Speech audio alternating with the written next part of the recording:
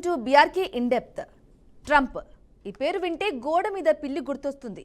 ఒకవైపు మంటలు పెట్టి వివాదాస్పద వ్యాఖ్యలతో రచ్చ సృష్టిస్తాడు, మరోవైపు చల్లార్చే నాటకంతో రాజకీయ దౌత్యం చూపిస్తాడు. ఒక చేత్తో తామర కొట్టి మరో చేత్తో తామర పూజ చేసినట్టు ట్రంప్ వ్యవహారం ఉంటది. ఇప్పుడు అలాంటిదే మరోసారి సంచలనంగా మారింది. ఇజ్రాయెల్ ఇరాన్ కాల్పుల విరమణకు అంగీకరించడంతో పశ్చిమాసియాలో ఉద్రిక్తతలు చెల్లారాయి. దీంతో యుద్ధం ముగిసిందంటూ అమెరికా అధ్యక్షుడు డొనాల్డ్ ట్రంప్ ఇటీవల పలు పోస్టులు చేసిన సంగతి తెలిసిందే. ఇక తాజాగా దీనిపై మరోసారి స్పందించిన ఆయన కీలక వ్యాఖ్యలు చేశారు. ఆ రెండు దేశాల మధ్య యుద్ధం మళ్లీ రావచ్చేమోనని అన్నారు. ఆ రెండు దేశాలతో నేను చర్చలు జరిపాను, అవి రెండు ప్రస్తుతానికి అలసిపోయాయి. అయితే మళ్లీ యుద్ధాన్ని ప్రారంభిస్తారా అంటే బహుశా ఏదో ఒక రోజు రావచ్చు, త్వరలోనే మళ్లీ ప్రారంభం కావచ్చన్న వ్యాఖ్యలు ఇప్పుడు హాట్ టాపిక్ గా మారాయి.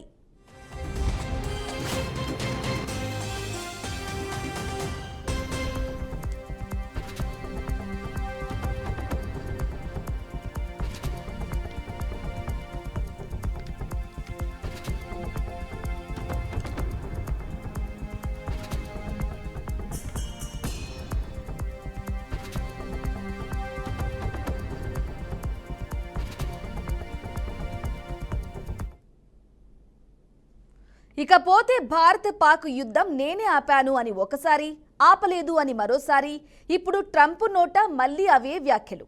ఇరాన్తో అణు చర్చల అంశాన్ని అమెరికా అధ్యక్షుడు మరోసారి ప్రస్తావించారు.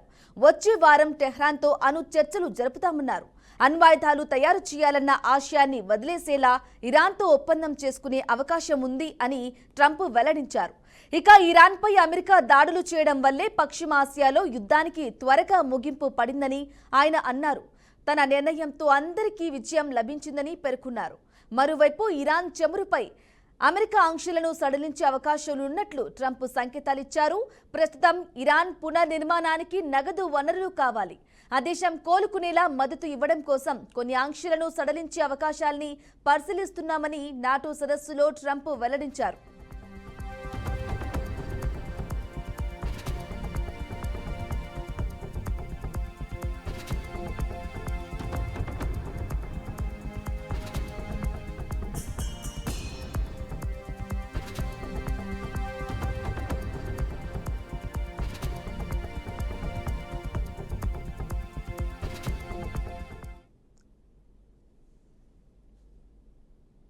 పశ్చిమాసియాలో ఉద్రిక్తతలు తాత్కాలికంగా తగ్గినా ట్రంప్ మాటలు మళ్లీ నిప్పు రాజేస్తున్నాయి. ఇజ్రాయెల్ ఇరాన్ అలసిపోయాయి, కానీ మళ్లీ యుద్ధం మొదలవ్వచ్చు అన్న వ్యాఖ్యలు అంతర్జాతీయ వర్గాల్లో కలకలం రేపుతున్నాయి. సందేశాల్లో శాంతి సూచనలు, కానీ అభిప్రాయాల్లో సంకేతాలు భయపెట్టేలా ఉన్నాయి. దీని వెనుక ఉన్న అసలు ఉద్దేశం ఏమిటోనని అనుమానాలు మొదలయ్యాయి. అణు చర్చల ముసుగులో అంతరంగ రాజకీయాలు, టెహ్రాన్తో అణు చర్చలు అంటూ అమెరికా మళ్లీ ముందుకు రావడం చర్చనీయాంశం అవుతుంది. ఒప్పందం చేస్తామని చెప్పిన ట్రంప్ అదే సమయంలో ఇరాన్పై జరిగిన దాడులను విజయగాథగా చెప్పడం గమనార్హం. ఇక వాస్తవానికి అణు కార్యక్రమాలను నియంత్రించాలన్నది ఒకవైపు కాగా, మరోవైపు ఆ దేశ ఆర్థిక వ్యవస్థపై ఒత్తిడి పెంచడమే లక్ష్యమా అన్న చర్చలు చుట్టుముడుతున్నాయి.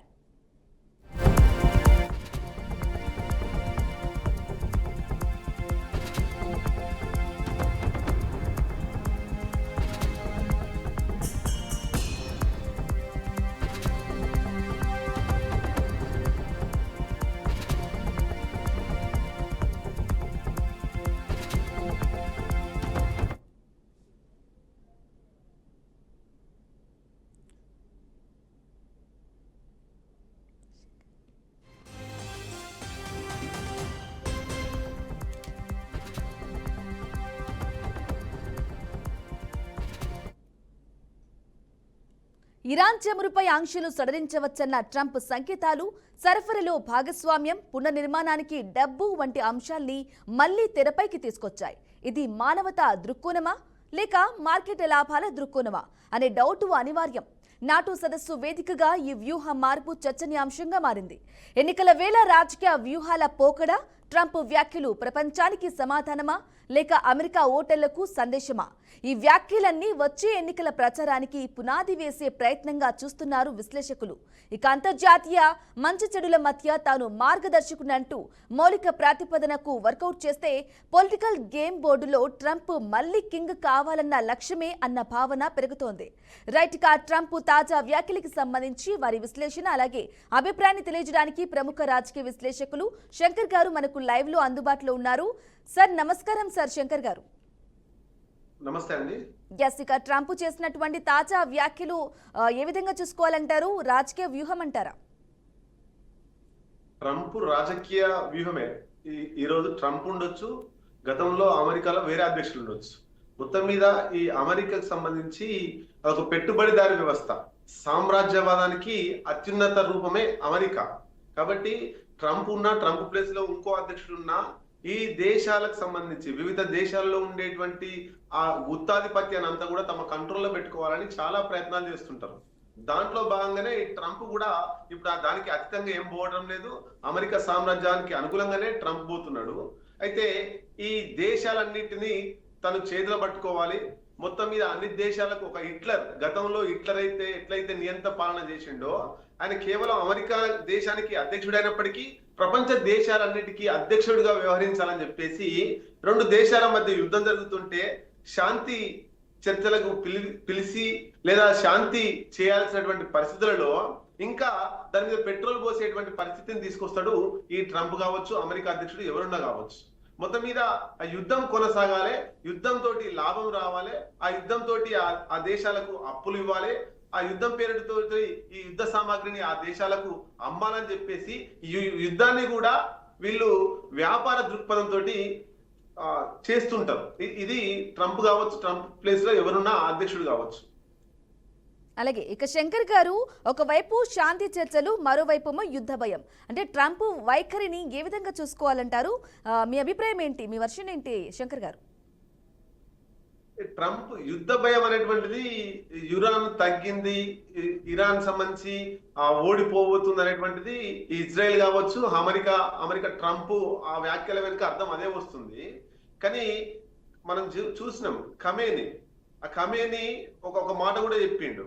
అంటే ఈ అమెరికన్ సామ్రాజ్యవాదం అనేటువంటి పెద్ద దేశమైనటువంటి గొప్ప దేశం అని చెప్పుకునేటువంటి అమెరికాకు ఛాలెంజ్ చేసిండు ఖమేని.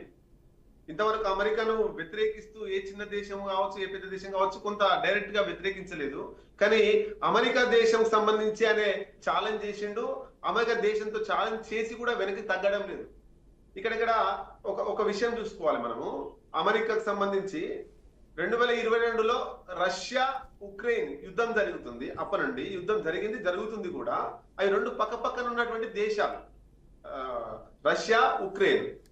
2023 నుంచి ఇజ్రాయెల్ పాలస్తీనా, ఈ రెండు పక్క దేశాలకు సంబంధించినటువంటి యుద్ధం కొనసాగుతుంది. మొన్న రీసెంట్ గా మన భారతదేశం, పాకిస్తాన్, ఈ రెండు పక్కన ఉన్నటువంటి నైబర్ కంట్రీస్, ఈ రెండు దేశాల మధ్య యుద్ధం జరుగుతా ఉంది. మరి ఈ యుద్ధం జరుగుతున్న తరుణంలో అసలు ఈ వేరే దేశం వాళ్ళు ఈ దేశాలకు ఎంటర్ కావద్దు, ఆ రెండు దేశాలకు సంబంధించి అధ్యక్షులు లేదా ప్రధానమంత్రులు అక్కడ ఉన్నటువంటి రక్షణ వ్యవస్థ కూర్చొని మాట్లాడుకుంటారు, లేకపోతే ఏదైనా వేదిక ఏర్పాటు చేసి యుఎన్ఓ కావచ్చు ఏర్పాటు చేసుకొని చేస్తారు. కానీ ప్రతి దేశంతో యుద్ధం జరిగే సమయంలో ఈ ట్రంప్ ఎవరు పిలుస్తున్నారో తెలియదు. కానీ ఈ ట్రంప్ కావాలని దాంట్లో దూరిపోయి ఆ యుద్ధాన్ని ఇంకా రెచ్చగొట్టే ప్రయత్నం చేసి ఒక దేశానికి సపోర్ట్ చేసి ఇంకో దేశాన్ని రెచ్చగొట్టే ప్రయత్నం చేస్తున్నాడు. ఇప్పుడు జరుగుతున్నటువంటి ఈ ఇజ్రాయెల్ ఇరాక్ యుద్ధంలో ఇజ్రాయెల్ కు పూర్తిగా సపోర్ట్ చేస్తున్నాడు. మొన్న మన భారతదేశానికి పాకిస్తాన్ కి యుద్ధం జరుగుతున్న సమయంలో ఇండైరెక్ట్ గా పాకిస్తాన్ కి సపోర్ట్ చేసిండు, యుద్ధ సామాగ్రిని పంపించిండు, కొంత అక్కడ అప్పు ఇచ్చినట్టు కూడా మనం మీడియాలో చూసినాం. అంటే ఈయన చెప్పేది ఒకటి ఉంటుంది, చేసేది ఒకటి ఉంటుంది. మాటలు మనం తేనె పూసిన కత్తి అని చెప్తుంటారు కదా, అట్లా ఉంటాయి. మాటలేమో శాంతిగా ఉండండి అని చెప్పేసి చెప్తుంటాడు. కానీ అన్ని కూడా శాంతికి విఘాతం కలిగించే విధంగా, యుద్ధాన్ని ప్రేరేపించే విధంగా, రెండు దేశాల మధ్య ఎక్కువ కవ్వింపు చర్యలు చేపట్టే విధంగా ట్రంప్ వ్యాఖ్యలు ఉంటాయి.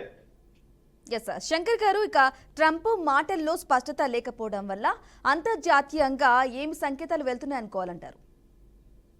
ట్రంప్ మాటల్లో స్పష్టత మనం అర్థం చేసుకుంటే ఉంటుంది. ఎందుకు అంటే ఇప్పటిదాకా చెప్పాను నేను, ట్రంప్ దేశం ఒక దేశం సంబంధించి ఇంకో దేశం యుద్ధం జరిగేటప్పుడు ఆ రెండు దేశాల మధ్య మంట వస్తుంటే చలి కాగేటువంటి పరిస్థితిలో ట్రంప్ ఉంటాడు. ఎందుకు? ఆ దేశానికి సంబంధించి ఆయన దేశానికి సంబంధించి కొన్ని అంటే వ్యాపార దృక్పథంతో చూస్తాడు ఒక కోణం. రెండవది ఇదే రెండు దేశాలు కూడా నేను చెప్తే వినాలే. పాకిస్తాన్ తోటి భారతదేశం యుద్ధం జరుగుతుంటే అసలు పాకిస్తాన్ భారతదేశం సిమ్లా ఒప్పందం ఉంది. ఆ సిమ్లా ఒప్పందాన్ని గండి కొడుతూ ట్రంప్ ఇన్వాల్వ్ అయ్యి ఎక్స్ ఖాతాలో యుద్ధాన్ని విరమించండి అని చెప్పిండు. అసలు ప్రకటిస్తే మన దేశానికి సంబంధించినటువంటి ప్రధానమంత్రి ప్రకటించాలి, లేదా మన దేశ రక్షణ వ్యవస్థ ప్రకటించాలి, లేదా పాకిస్తాన్ ప్రధానమంత్రి పాకిస్తాన్ రక్షణ వ్యవస్థ ప్రకటించాలి. కానీ ఈ రెండు దేశాలకు సంబంధం లేనటువంటి వ్యక్తి ట్రంప్ వచ్చి ఇక్కడ ఆయన ప్రకటించాడు. అంటే దీన్ని బట్టి ఆయన మెంటాలిటీని అర్థం చేసుకోవచ్చు. ప్రపంచ దేశాలన్నింటినీ శాసించడం కోసము, లేదా ఈ హిట్లర్ లాగా నియంత పాలన కొనసాగించడం. ఆయన కేవలం ట్రంప్ అమెరికాకే అధ్యక్షుడు అనుకోవడం లేదు. ఆయన ప్రపంచ దేశాలన్నీ గొప్ప, ప్రపంచ దేశాలన్నింటికి నేనే అధ్యక్షుడిగా ఉంటానే ఫీలింగ్ లో ఉన్నాడు. కాబట్టి ఈ ఫీలింగ్ ను పోగొట్టుకోవడం కోసం ఖమేనీ చాలా ప్రయత్నం చేస్తున్నాడు. ఖమేనీ ఛాలెంజ్ కూడా చేసిండు. ఆ యుద్ధం కూడా ప్రారంభించిండు, అమెరికా మీద యుద్ధం కూడా ప్రారంభించిండు. అంటే ఒకానొక దేశంలో ఇజ్రాయిల్ ఈ ట్రంప్ ఇద్దరు కలిసి కూడా ఇరాన్ ను చాలా నష్టం చేసే ప్రయత్నం చేసిరు తప్ప ఇరాన్ ను ఏం చేయలేకపోయారు. ఎస్ శంకర్ గారు, ఇక ట్రంప్ వ్యాఖ్యల్ని ఒకసారి చూసుకున్నట్లయితే గనక ఇజ్రాయెల్ ఇరాన్ మధ్య యుద్ధం తాత్కాలికంగా ఆగిందా లేక మళ్ళీ మొదలయ్యే అవకాశం ఏమైనా ఉన్నాయంటారా? తాత్కాలికంగా అంటే ఇది నేను చెప్తున్నా, మీరు చెప్తున్నా, లేదా ట్రంప్ చెప్తున్నా కాదు. ఒక దేశం ఇంకో దేశంతో యుద్ధం జరిగేటప్పుడు శాంతి కావాలని ఇరు దేశాల సంబంధించినటువంటి వ్యక్తులు, ఇరు దేశాల ప్రధానమంత్రులు ఆ వ్యవస్థలన్నీ కూర్చొని చేస్తే తప్ప ఎవరు చెప్తున్నా ఆగేది కాదు. కానీ ట్రంప్ చెప్తే ఖచ్చితంగా ఆగుతుంది అనే ఫీలింగ్ లో ట్రంప్ చెప్పడానికి ప్రయత్నం చేసిండు. ఇప్పుడు తాత్కాలికంగా ఆగింది, కానీ దాన్ని ఎంతవరకు పాటిస్తారు? మనం పాకిస్తాన్ తోటి భారతదేశం యుద్ధం ఆగిపోయిందని ట్రంప్ చెప్పినప్పటికీ పాకిస్తాన్ మన మీద దాడులు చేస్తూనే ఉంది, దాన్ని భారత్ తిప్పికొడుతూనే ఉంది. కానీ ఇప్పుడు ఈ ట్రంప్ కోరుకుంటుండు ఏంది? శాంతి రావాలని మీది కోరుకుంటుండు, యుద్ధం జరగాలని లోపల కోరుకుంటుండు. మరి నిజంగా ఇజ్రాయెల్ అనేటువంటిది ట్రంప్ మాట పాటిస్తుంది, కానీ ఈ ఇరాన్ అనేటువంటిది పాటించదా అని మనం కోణంలో చూసినప్పుడు మరి ఒక దేశంకు సంబంధించినటువంటి ప్రయోజనాల కోసం ట్రంప్ సపోర్ట్ చేస్తే ఖచ్చితంగా యుద్ధం మళ్ళీ మొదలవుతుంది. ఈ రెండు దేశాలకు శాంతిగా ఉండాలి, రెండు దేశాలకు సపోర్ట్ చేసి ఈ ఇరు పక్షాలను శాంతింపజేస్తే యుద్ధం ఆగిపోయే అవకాశం ఉంటుంది. కానీ ట్రంప్ ఎప్పటికీ ఇజ్రాయెల్కే ఆయన సపోర్ట్ చేస్తున్నాడు కాబట్టి ఇది ఎంతవరకు ఆగుతుంది అనేటువంటిది కూడా ప్రశ్నార్థకమే. ఎస్ శంకర్ గారు, మీరు అన్నట్లుగా కూడా ఇక పశ్చిమ ఆసియాలో శాంతి స్థాపన కోసం ఏ విధమైన మానవతా చర్యలు తీసుకోవాలంటారు శంకర్ గారు? ఈ యుద్ధాలు ఇప్పుడు కామన్ గా అంటే ఇప్పటిదాకా నేను చెప్పిన 2022లో రష్యా ఉక్రెయిన్ యుద్ధం కావచ్చు, భారత్ పాకిస్తాన్ యుద్ధం కావచ్చు, ఈ యుద్ధాలు జరుగుతున్నప్పుడు ఆ యుద్ధంలో ప్రేరేపిస్తున్నటువంటి అమెరికా అధ్యక్షుడు కావచ్చు, లేకపోతే ఇరాన్ అధ్యక్షుడు కావచ్చు, లేకపోతే ఇజ్రాయెల్ అధ్యక్షుడు, వీళ్ళు నష్టపోరు చాలా వరకు. కానీ అక్కడ ఉండేటువంటి ప్రజలు చాలా నష్టపోయేటువంటి అవకాశం ఉంటుంది. అట్లాగే ఆ దేశంలో ఉండేటువంటి ఆర్థిక వ్యవస్థ కూడా చాలా నష్టపోయే అవకాశం ఉంటుంది. కొన్ని రోజుల పాటు, కొన్ని సంవత్సరాల పాటు ఆ దేశం ఆర్థికంగా చాలా ఇబ్బందులు ఎదుర్కొనే అవకాశం ఉంటుంది. కాబట్టి యుద్ధం రావాలని ఎవరు కోరుకోరు, యుద్ధం ముగియాలని కోరుకుంటారు. యుద్ధం ముగిస్తే ఆ దేశ ప్రజలు కొంత ఉపశమనం కలిగిన వాళ్ళు అవుతారు. కాబట్టి ఈ ట్రంప్ ఏదైతే ట్రంప్ అని పెద్దన్న పాత్ర వహిస్తున్నాడో, ఇజ్రాయెల్ సపోర్ట్ చేస్తున్నాడో, ఈ ట్రంపే కాదు ఈ ఐక్యరాజ్య సమితి కూడా దీంట్లో ఇన్వాల్వ్మెంట్ అయి ఈ సామాన్య ప్రజల ప్రాణాలు పోకుండా ఈ యుద్ధాన్ని ఆపేసి మళ్ళీ శాంతి నెలకొల్పే విధంగా ప్రయత్నాలు జరుగుతున్నాయి. జరగాలని కూడా మనం కోరుకోవాలి. యుద్ధాలు పరిష్కారం కావు. ప్రపంచ మొదటి యుద్ధం జరిగింది, ప్రపంచ రెండో యుద్ధం జరిగింది, మూడో యుద్ధం వస్తే ప్రపంచంలో ఏం మిగలకుండా పోతుంది. కాబట్టి ఈ మూడో యుద్ధం, రెండో యుద్ధం ఇవన్నీ రావాలని కోరుకోకుండా శాంతిని నెలకొల్పే విధంగానే అందరూ ప్రయత్నం చేయాలి. కానీ ట్రంప్ నుండి ఆ రకమైనటువంటి అంటే మీదికి ఒక మాట లోపల ఒక మాటతోటి ఉంటుంది తప్ప శాంతి రావాలని కోరుకునే దాంట్లో ట్రంప్ ఉంటాడని నేను అనుకోవడం లేదు. ఓకే రైట్ శంకర్ గారు, ఇక చూసుకున్నట్లయితే ట్రంప్ వ్యాఖ్యలు ప్రపంచానికి సూచనలుగా ఉండాలి, కానీ అమెరికన్ ఓటర్లకు సందేశంలాగా ఉన్నాయనుకోవాలంటారా? 100%. ఎందుకంటే ఈ యుద్ధాన్ని రాజకీయంగా ట్రంప్ వాడుకోవాలని చూస్తున్నాడు. ఆయన వెనక్కి తగ్గట్లేదు. ఈ ట్రంప్ వచ్చిన తర్వాత మనకు ఒక మంచి నాయకుడు వచ్చిండు, ఒక ధీరాది ధీర నాయకుడు, వీరాది వీరుడు వచ్చిండు అనేటువంటిది ఆ రాజకీయాల్లో అమెరికాలో చర్చ జరగడానికి ట్రంప్ చేసినటువంటి ఎత్తుగడ మనం అనుకోవచ్చు. ఇది రాజకీయాలు అంటే ఒక దేశం మీద ఒక దేశం యుద్ధం చేయడం అదొకటైతే, ఇంటర్నల్ యుద్ధం చేస్తున్నాడు ఆయన అమెరికాలో.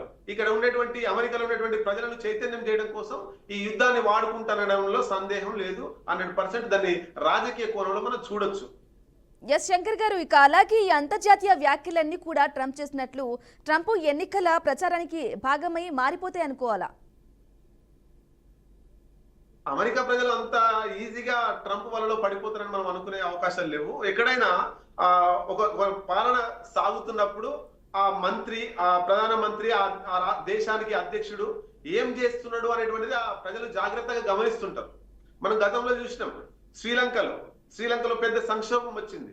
అక్కడ ఉన్నటువంటి తీసుకుని వాళ్ళ ప్రజా పాలన సరిగా చేయకుండా సంక్షోభం రావడం వల్ల అక్కడ ఉన్నటువంటి ప్రజలు తిరగబడితే అక్కడ ఉన్నటువంటి దేశాధ్యక్షుడు వెళ్ళిపోయారు.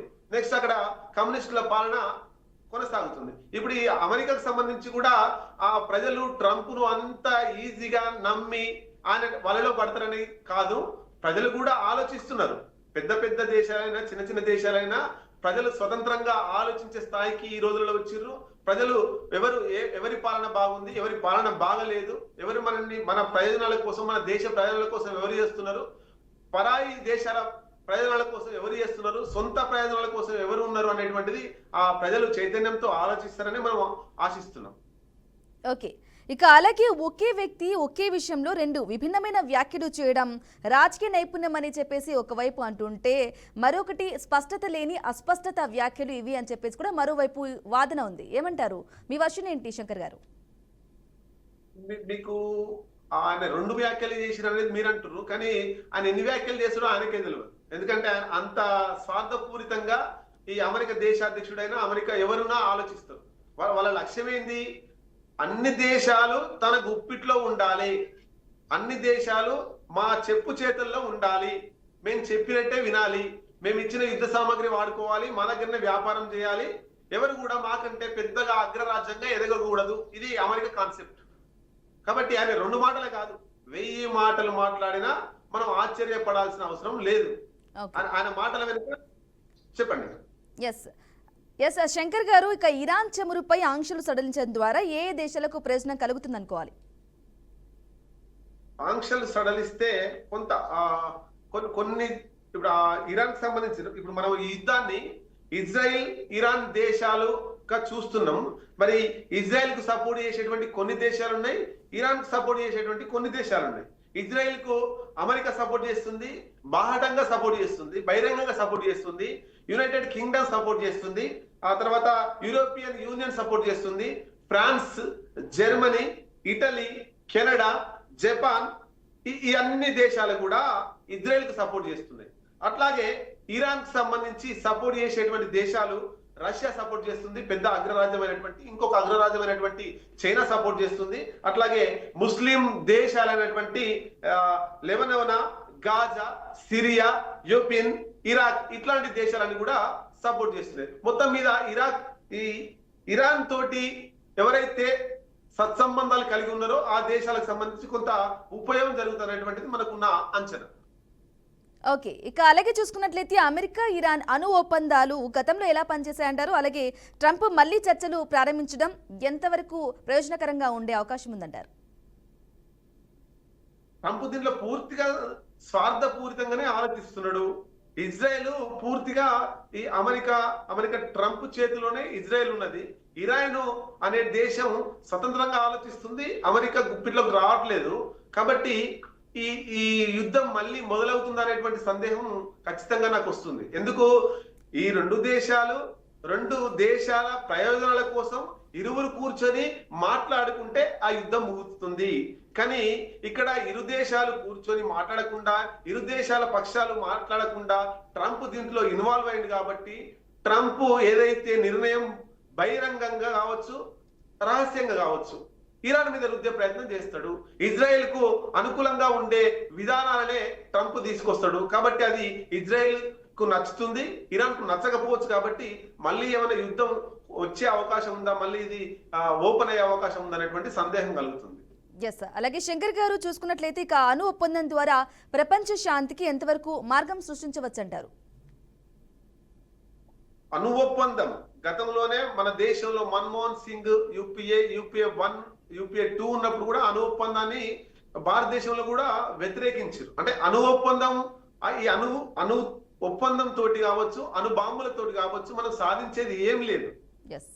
ఇదివరకు మనం చూసినాం, గతంలో అణు ఒప్పందం చేసుకొని ఈ అణుబాంబులతోటి ఎట్లయితే కొన్ని దేశాలు నష్టపోయినాయి, ఈ అణు ఒప్పందంతో అణుబాంబులతోటి మనం సాధించేది ఏం లేదు. యుద్ధాలు, తర్వాత ప్రజలు నష్టపోవడం, ఆస్తులు నష్టపోవడం, దేశం నష్టపోవడం తప్ప దీన్ని మనం అంటే దానివల్ల లాభం ఏమీ లేదు అనేటువంటిది మనకున్న అభిప్రాయం. యుద్ధాలు ప్రోత్సహించడానికే ఈ అణు ఒప్పందాలు కావచ్చు, అణుబాంబులు కావచ్చు, అణుబాంబుల తయారీ కావచ్చు. ఇప్పుడు యుద్ధం ఎందుకు వచ్చింది? ఇరాన్ కి సంబంధించి యుద్ధం ఎందుకు వచ్చింది ఈ ఇజ్రాయెల్ తోటి? అంటే అమెరికానే ఇక్కడ క్లియర్ చూడొచ్చు, ఇరాన్ పని అయిపోయింది, ఇరాన్ నాశనమైంది, అణు వ్యవస్థల్ని కోల్పోయింది అని చెప్పేసి అమెరికా ప్రకటించింది, ఇజ్రాయెల్ ప్రకటించింది. మరి వాస్తవంగా ఇక్కడ ఇరాన్ లో మొత్తం కోల్పోయిందా, ఆ దేశం నాశనం అయిపోయిందా, ఈ యుద్ధంలో నష్టపోయిందా అనేటువంటి దాని మీద కూడా ఒకసారి మనం మాట్లాడుకుందాం. ఇరాన్ న్యూక్లియర్ క్యాపబిలిటీ డిలే మాత్రమే అయ్యింది, డిస్ట్రాయిడ్ కాలేదు, మొత్తం నాశనం కాలేదు. కాబట్టి ఇక్కడ 2 వారాల్లో ఈ అణుబాంబులు తయారు చేసేటువంటి చర్య నుండి 20 వారాల వరకు పెరిగింది. అంటే సమయం పెరిగింది తప్ప తయారు చేసేటువంటి గుణాన్ని కోల్పోలేదు. యుద్ధం చేసేటప్పుడు అక్కడ ఈ ఇజ్రాయెల్ ఇరాన్ అణు కేంద్రాల మీద, ఇరాన్ సంబంధించినటువంటి అణుశాస్త్రాల వేత్తల మీద, అక్కడ ఉన్నటువంటి సైనిక పెద్దల మీద టార్గెట్ గా దాడులు చేసింది. అయినా కొంత ఆర్థికంగా నష్టం చేసింది, కొంత ఇబ్బంది పెట్టే ప్రయత్నం చేసింది తప్ప మొత్తం దాన్ని నిర్వీర్యం చేసేటువంటి ప్రక్రియకు పూనుకోలేదు. దాన్ని వ్యతిరేకంగా చర్యలు కూడా చేపట్టింది ఇరాన్. అంటే ఇక్కడ ఇరాన్ అణుబాంబులతో ఇజ్రాయెల్ ఉనికికి ప్రమాదం అనేటువంటి ఒక కాన్సెప్ట్, అమెరికా కూడా ప్రమాదమే. ఇరాన్ తయారు చేసేటువంటి అణుబాంబులతోటి ఇజ్రాయెల్ కు, అమెరికాకు, ఇంకా ఇతర దేశాలకు కొంత నష్టమే అనేటువంటిది ఒక లక్ష్యంతో ఇజ్రాయెల్ దాడి చేసింది. రెండో లక్ష్యం ఏంటంటే ఇరాన్ లో ఉన్న అయతుల్లా అలీ ఖమేనీ నాయకత్వాన్ని, ఇస్లామిక్ దేశాన్ని పడగొట్టాలి అనేటువంటి 2 కాన్సెప్ట్లతోటి ఇజ్రాయెల్ ఇరాన్ మీద దాడి చేసింది. కాబట్టి ఈ దాడులు, అణుబాంబులు ఇవన్నీ కూడా వీటితోటి ఈ శాంతి అనేటువంటిది ఉండకుండా యుద్ధం ఇంకా పెద్దగా అయ్యి ఇప్పుడు నేను చెప్పాను, ఇజ్రాయెల్ కు సపోర్ట్ చేస్తున్నటువంటి దేశాలు కొన్ని, అట్లాగే ఇరాన్ కు సంబంధించి సపోర్ట్ చేస్తున్నటువంటి కొన్ని దేశాలు, ఇట్లా ఒక దేశం వెనుక కొన్ని దేశాలు చేరి, ఇంకో దేశం వెనుక కొన్ని దేశాలు చేరి, ఇట్లా గ్రూపులుగా చేరి ఇది 3వ ప్రపంచానికి దారితీసే విధంగా ఉండే వ్యవస్థ రాబోతుంది ఫ్యూచర్ లో ఈ అణు కేంద్రాలతోటి. అంటే యుద్ధ సామాగ్రి ఎక్కువ తయారవుతుందంటే ఏంది? యుద్ధాన్ని కోరుకుంటున్నట్టే కదా. అణుబాంబులు ఎక్కువ తయారవుతున్నాయంటే ఏంది? అణుబాంబులు ఎక్కువ వేయాలనుకుంటున్నారు కదా. కాబట్టి అణుబాంబులతోటి, ఈ యుద్ధాలతోటి ప్రపంచంలో ఉన్నటువంటి దేశాల మధ్య స్నేహం కోల్పోయి, శత్రుత్వం పెరిగి, నా పంచిన కొంతమంది, మీ పంచిన కొంతమంది చేరి ఈ ప్రపంచ దేశాలన్నింటినీ కూడా నాశనం చేసేటువంటి ప్రక్రియనే ఈ అణుబాంబు వ్యవస్థ. రైట్ శంకర్ గారు, థ్యాంక్ యూ అండి మీ విశ్లేషణ అలాగే అభిప్రాయాన్ని తెలియజేసినందుకు.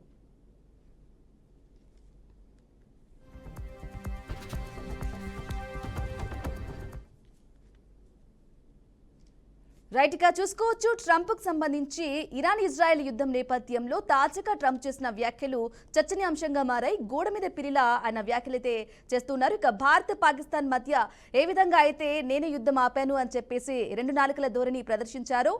అలాగే ఇరాన్ ఇజ్రాయెల్ కు సంబంధించి యుద్ధం ఆపింది నేనే, ఆగిపోయింది ప్రస్తుతానికి, కాకపోతే కొంతవరకే విరామం, మళ్ళీ ఒకవేళ యుద్ధం మొదలైనా కావచ్చు అంటూ కూడా ట్రంప్ చేసిన వ్యాఖ్యలు చర్చనీయాంశంగా మారాయి. ఇది వాల్టి BRK in depth. Stay tune BRK news Telugu సత్తా.